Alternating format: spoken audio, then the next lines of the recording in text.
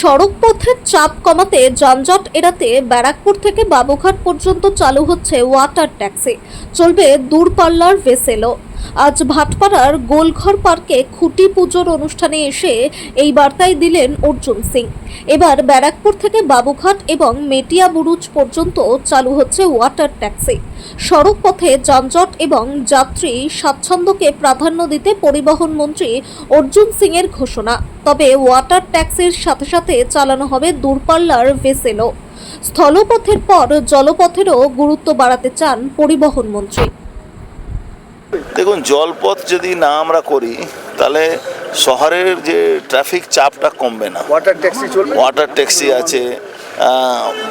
এখান থেকে ধরুন ব্যারাকপুর থেকেও আমরা যদি কলকাতা ভেসেল চালু করি সঠিক সময় মতন উইদাউট অবস্ট্রাকশনে পৌঁছে যাবে। এরও অনেক রকম পরিকল্পনা আছে, সামনে দেখতে পারবেন। কোথা থেকে চলবে এই ওয়াটার ট্যাক্সি? দেখুন, ওয়াটার ট্যাক্সি অনেক জায়গা থেকে অনেক ডেস্টিনেশন আছে, যেরকম মেটিয়া ব্রুজ থেকে আসবে আপনার বাবুঘাট, এরকম ব্যারাকপুর থেকে যাবে বাবুঘাট, এরকম অনেক জায়গায় ডেস্টিনেশন করা হচ্ছে। হাওড়া যাবে, বালি যাবে, বেলুর মঠ যাবে। না, অভিনব একটা চেষ্টা চালানো হচ্ছে। পলিউশন তো ওয়াটার ট্যাক্সি চললে পলিউশন হবে না।